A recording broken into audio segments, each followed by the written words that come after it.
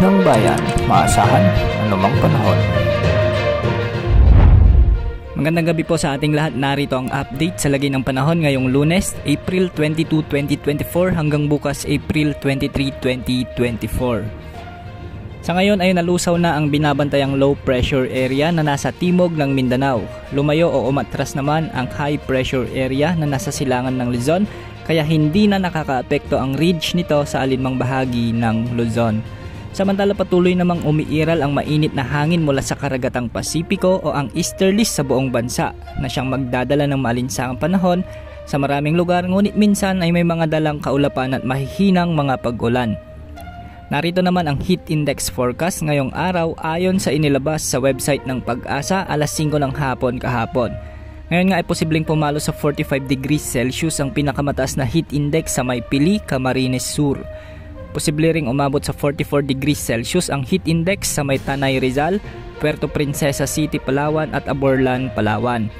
43 degrees Celsius naman sa Dagupan City, Pangasinan, Apari, Cagayan, Legazpi City, Albay, Virac, Catanduanes, Masbate City at Giwan Eastern, Samar.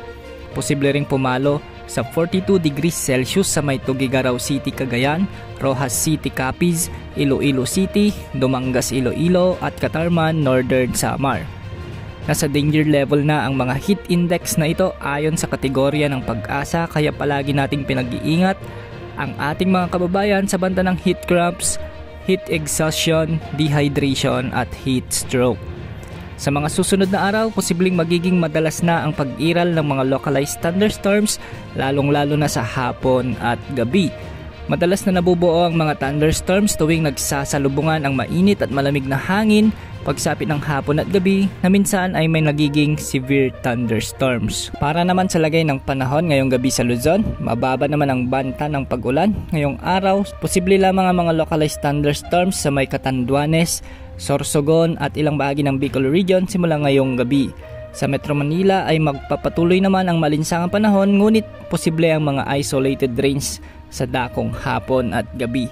Sa Visayas, Palawan kasama ang Calayan Islands ay magiging maalinsangan din ang panahon maliban sa mga kalat-kalat na pag-ulan sa bahagi ng Masbate, Aklan at Capiz.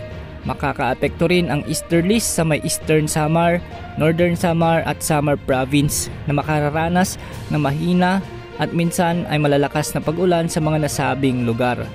Sa Mindanao ay asahan naman ang maulap na kalangitan na minsan ay may mga mahihina hanggang sa malalakas na buhos ng ulan dahil pa rin sa easterlies, lalong-lalo na sa may Davao Occidental, Davao de Oro, Davao Oriental at ilang bahagi ng Surigao Provinces.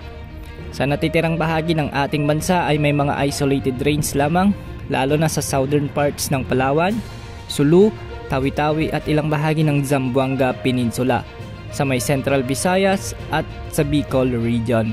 Ang mga pag-ulang ito ay dulot ng easterlies at ng mga localized thunderstorms.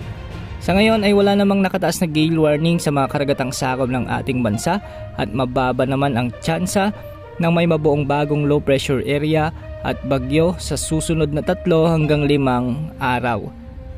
At yan ang update sa lagay ng ating panahon. Ito pang weather update ng bayan, maasahan anumang panahon.